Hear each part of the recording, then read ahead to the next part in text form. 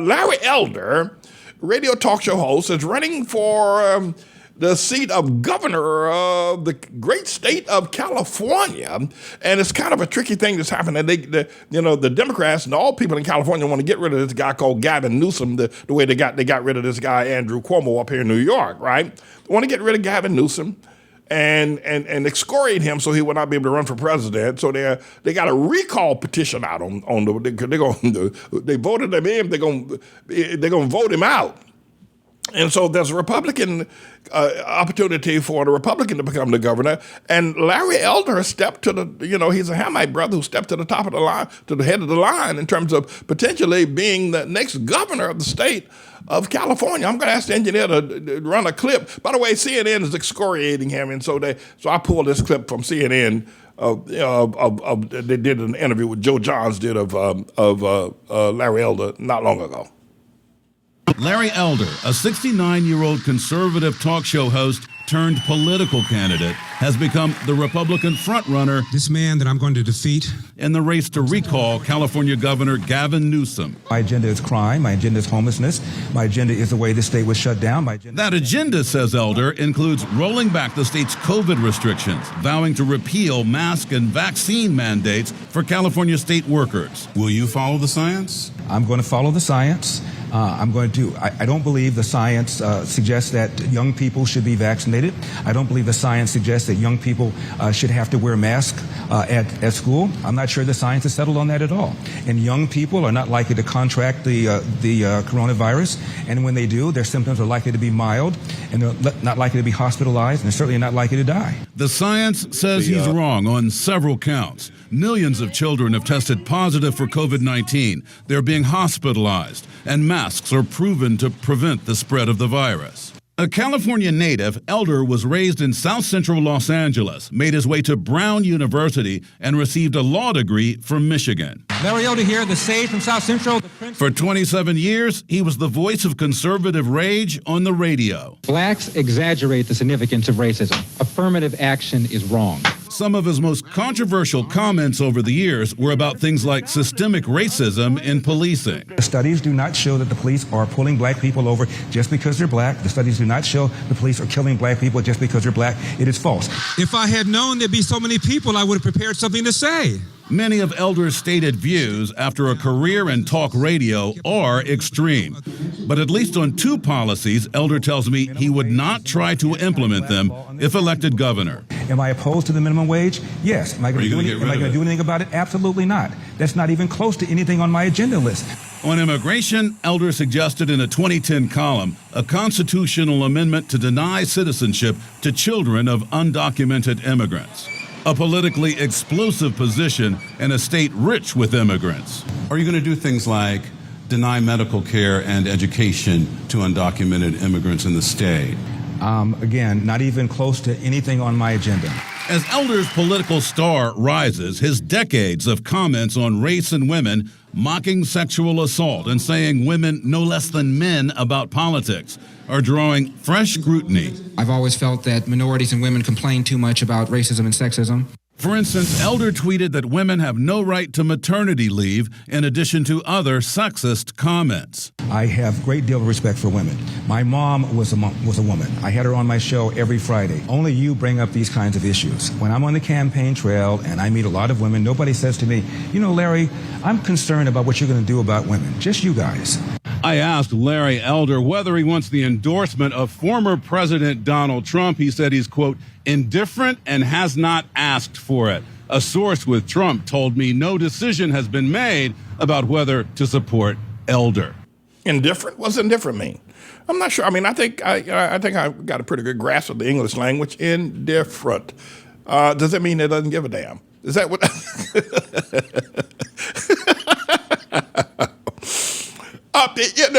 But my question is why is it that Trump's not supporting Larry Elder? He's a Hamite, he's a homie boy, he's right, and he's conservative, Republican, and all them people sitting up there in that church, I don't know, the red hats, they'll make America great again, they're cheering Larry Elder. You know, he might become the governor of the state of California. That would be interesting. But I want to know why is it that Trump has not come out and said, you know, vote for Larry Elder. What is it with him? What's up with Trump? He got something against Elder?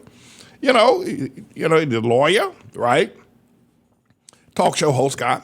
You know, Larry Elder's been around for quite some time. But surprisingly, he and our paths have never really crossed. I mean, I've been in some of the same circles with him, but somehow or another we've not crossed paths. But I think it'd be interesting if he became governor of California. And if you got that position of power, I've got a prayer request before the Lord. He'll see how he deals with it. But the mayor of San Francisco is a Hamite woman, right? And Willie Brown, one of the smoothest politicians in history, Hamite brother Willie Brown was the mayor of San Francisco for many years. That's when he hooked up several years ago, going back over a decade ago, with Kamala Harris. He hooked up with her. Willie Brown and Kamala Harris out there in San Francisco doing the town. And and so and Los Angeles, I'm not sure I think the mayor of Los Angeles now is Latino. I'll have to check that out. I know Tom Bradley was the mayor of Los Angeles for eons, and they've had Hispanic mayors as well. And because you got Dianne Feinstein out there as the one senators from California, I think Larry Elder I think it'd be very interesting what Elder would do. I don't think some of the things he's saying he would do, his campaign, I think the California people wouldn't allow him to do that, And I think he's wrong on the vaccine, and he's wrong on the youth catching COVID-19. I think he's wrong about that. But that I wouldn't hold that against him. And he probably wouldn't institute that. I think probably, it's only a few days before he actually the elections happened. Bob Jackson sent me a note this morning from regarding Gavin Newsom. Gavin Newsom is the now governor. Yeah, he's a Japheth brother, right? And he pretty popular Democratic politician. My thing is this: I think that what they're trying to do with Gavin Newsom, what they did to Andrew Cuomo, right? They reeled him out of town so he can't run against Kamala Harris when Joe Biden no longer can be president, right? And Gavin Newsom's very popular, so I think they're trying to get rid of him because the Democrats like to kill their own, right? Bob Jackson sent me this note this morning. He said, this solemn promise, right? Gooba Gavin, he meant Governor Gavin Newsom of California, who has a recall election in California in 2 weeks on September 14th, has made a solemn promise. And here's a promise. The cities around Lake Tahoe may burn to the ground this week, but I promise that the water inside the lake will not burn up. I'm not responsible, however, if the water on the Nevada side of Lake Tahoe catches on fire. Now, that's probably only funny to people who knows Lake Tahoe. But Lake Tahoe is a huge lake and it has its borders. In the north is Nevada, and in the south is California, Northern California and Southern Nevada. So the lake is in both states. So he says, as the governor of California, I say the waters in Lake Tahoe will not, first of all, the water's not going to burn up at all. By the way, I've been watching, Elizabeth and I, we go to Lake Tahoe every year. I love Lake Tahoe. First of all, you're almost 2 miles up in the air. It's almost like, when you go, you got to go up the mountain, up. The first time we went to Lake Tahoe, Elizabeth and I, we didn't have GPS then. This was back in, I don't know, the 80s or something, the 90s. We didn't have GPS. So we were just following the route map directions. And so I've been driving up that mountain so long, I said, well, we're going to never get to the top. I thought I was going to heaven. In fact, that's what the Tahoe means. Lake Tahoe means heaven. When the Indians discovered that beautiful lake up there, they thought they were in heaven. So you're almost 2 miles up in the air. So if you've never been there, it's really quite a beautiful place. At any rate, let's go back to Larry Elder, right? So, I mean, I'm not against Larry Elder being governor of California.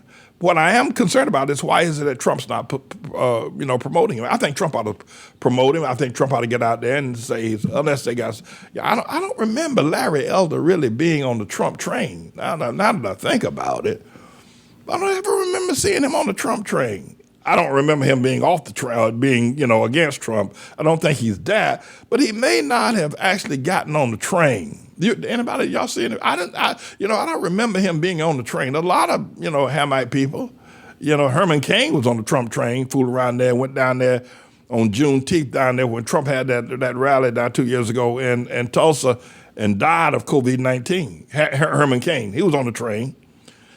I don't think Larry Elder was on the train. He may have been. I can't imagine him being a conservative and not being on the Trump train. But I don't remember seeing him being an outspoken person. And Larry Elder's of the quality of person, I would think, that Trump should have called him as a member of his cabinet rather than that Ben Carson creep said they're going to hit his mama in the head with a hammer. You know that guy that's a neurosurgeon, right? Said he's going to hit his mama when he was a teenager, going to hit his mom in the head with a hammer. Ben Carson. I think that Trump, maybe there's something going on between Trump and Elder because Trump didn't bring him in to be an ambassador. The boy's a lawyer. He's had a radio talk show now for umpteen years, and he's very popular across America. And extremely popular in California. He's conservative, and so obviously you don't have a whole lot of Hamite. If we pull up the photos of the people in that church that were cheering on Larry Elder, you can't find one black face in there. Everybody in there is a Japheth person, because he's conservative. He don't go for all that okey doke, that Hamite politicians run on, that old Al Sharpton stuff, right? That Jesse Jackson line, he don't go down that road, so he ain't got no Hamite support. But he got a ton of Japheth people. They all over him. They love him. But now that I think about it, Trump did not make him a part of his 4-year campaign to, when running for president, nor did he include him in any of his official duties. So maybe there's a thing going on between Trump and Larry Elder that we don't know about, and Trump don't want you to know about it. But let's see if he'll endorse him. Sometimes Trump waits the last couple of days if he can get some glory out of it. That Trump, that boy, that's a vain. That boy's so vain. Anyway, if somehow or another Trump can get some mileage out of it, get press, and get on the news for kissing Larry Elder, he'll do it. You like Larry Elder or not? I don't know if Trump is all that popular anymore. What do you think? I tell you one thing though, that Joe Biden boy, that man, I got some things I'm going to say about him, but that man. There's something wrong with him. But Trump invited the Taliban to come down to Camp David and sit down in powwow. Everybody jumped up and down and had a hissy fit. That wasn't going to happen. But Larry Elder, Governor Larry Elder, I don't think California has ever had a Hamite as governor. Of course, I was out in San Francisco several years ago, right? And this was going back, 10 years ago maybe. I was in a town outside of San Francisco, went out there to do a wedding. And right on the Pacific Ocean. I swear, I saw so many Mexicans, I thought I was in Mexico City. Hell, I was in Mexico City. I didn't see as many Latinos in Mexico City as I saw just outside San Francisco. And LA too. I swear, everywhere you look. The Mexican people, and then I drove from where? From San Francisco, yeah. From San Francisco all the way down the coast, nearly 600 miles down the coast to LA, right? Took 2 days to drive that, driving in it's catastrophic state of California. The Mexicans are out there like you won't believe. And I don't know if Larry Elder has the support of the Latino community out there. They're out there picking tomatoes, strawberries, and, they're doing their thing out there. And then the Napa Valley wine segments, all that, crushing them grapes and making that wine. At any rate, everybody, I will keep you posted as to whether or not Larry Elder becomes the next governor of the great state of California and whether or not Tribulation Trump will endorse the boy. And I don't say boy pejoratively. I'm just talking homeboy talk. I'm James David Manning. Everybody stay tuned. I'll be right back. I want to ask you to come up close for just 1 second. And I want to talk to 3-year and older veterans of the Trust in the Lord Hour, the Open Rewards Prayer Meeting, the Manning Report, and the Pulpit of Power, those 4 ministries that we do every week, producing at least 20 different ministries or sermons every week.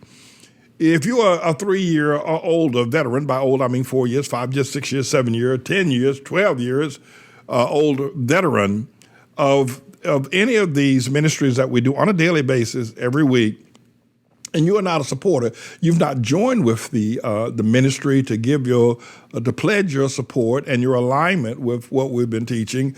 My question is why? You've had 3 years to observe us. You've had 3 years to listen to us on a daily basis, all weekend, all day long, any hour of the day. We're broadcasting.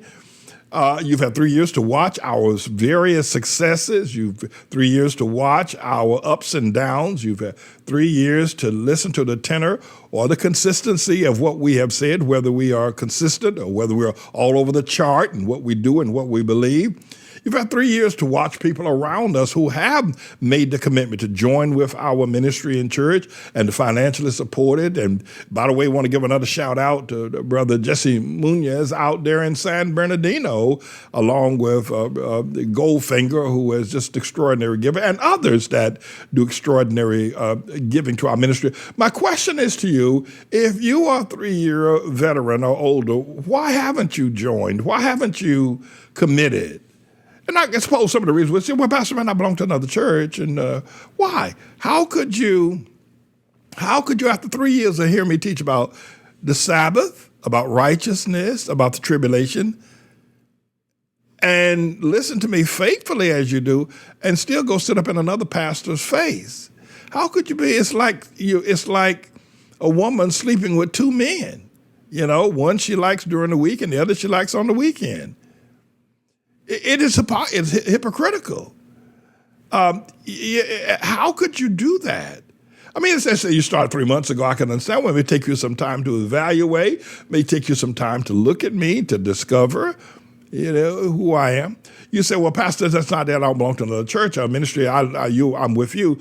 But there's some things you say I like, and there's some things you say I don't like. Why? Why is it that you've made a decision that there's some things that you don't like are stronger than the things that you do like? I am not a psychiatrist, but I am an analyst. And I have to tell you, I analyze the world, understanding. The understanding and wisdom tells me this, that if there are things that a person such as myself that I am saying, there is no room to disagree with what I am saying unless your purpose is to find something to disagree with. Let's say, for instance, you say, well, I like the fact that you talk about Obama, but I don't like the fact that you talk about Trump. Let's say, for instance, you're one of those, right? Well, the purpose, it isn't that you just like what I say about Obama, but don't like what I say about Trump. What it is that you are looking for a reason to support Trump. It isn't that you don't like it. It's just that you don't like the fact that I'm saying something about him. It isn't that what I'm saying is wrong. Let me put it that way. It isn't what I'm saying is wrong or indifferent. You know it's right. But you've lived your life, or you've come up, or you've been raised with a doctrine that you can really live in a false reality. That's where you are. You've been raised in a doctrine that you can live in a false reality. That doesn't say you can like the truth about Obama, but you don't like the truth about Trump. And it's the same truth. It's the same truth. There's no difference. But because you have been indoctrinated to live in a false reality, you are really a person who needs psychological debriefing. But trust me, there are zillions of people around the world who live that way. There are people who know what I'm saying about Trump or Obama is right. They know it, but they choose to ignore it based on the fact that they find a reality that isn't true, and they've settled in there. Say, that's one of the reasons why I've not made a commitment, because, I don't like the fact, I wish you would support what I support. But the truth of the matter is, then why do you come? You've given 3 years or more of your life to listen to me? 3 years of your life to listen to me? And you're not tired of listening to me yet? And you've given 3 years of your life, and over the past 3 years, your life has been greatly upgraded. You've learned, you've been educated, you've been enlightened. And let me say this to you. If you make the commitment, say, well, Pastor, I'm joining with you and I'm going to support, I'm going to do the tithe and offering, I'm going to do the first fruit, I'm going to keep the Sabbath, your life is going to soar. Now listen to me very carefully. Now I'm not going to leave you alone after this. Listen to me very carefully. You come as often as you come over the past 3 years because you're being helped. You're being educated. You're being enlightened, right? Right. But the thing that you like, whether you say, well, I like what you say about Obama, but I don't like what you say about Trump. You do the same thing with the Word of God, such as you like the things I say, the teachings that I say, the way I explain the Bible, the way I break it all down and make it clear. But when it comes to things like money or tithing and offering or the Sabbath, well, that is also true, but because of your false reality, because you really need a psychological debriefing, because of your false reality, you choose not to believe the tithe or the first fruit or the Sabbath. Now, it isn't that it isn't true. It's as true with all the other things I've said. But you live in a false reality where you try to ignore the truth about the tithe, and so you don't do it. But everything else I say is good to go. Everything I ever say is good to go, good enough to share with your friends. It makes you laugh. It educates you. It enlightens you. But the tithe, well, and the full commitment to the ministry, well, the first fruit offerings, well, the Sabbath, that's all true as well. But you have chosen and you've been raised and indoctrinated to have a dual reality, which is dangerous. Jesus said this, and I'll leave you. He said, I would rather you be the hot or cold, but not lukewarm. You're lukewarm. You have a dual reality. He said, if you're lukewarm, I'll spit you out of my mouth. I would rather you be completely stomped down against Pastor Manny, trying to take him down. Be fully against him. Be against him with all of your strength. Or be fully for him with all of your strength. But don't be in the middle, somewhere lukewarm. You're better than to be spit out of the mouth of Jesus if you're lukewarm. So what's it going to be? You're going to make the commitment and grow and be even greatly better blessed, or you're going to continue to walk in the lukewarm spit of the mouth of the Savior. I'm James David Manning, everybody. I'm the Lord's servant.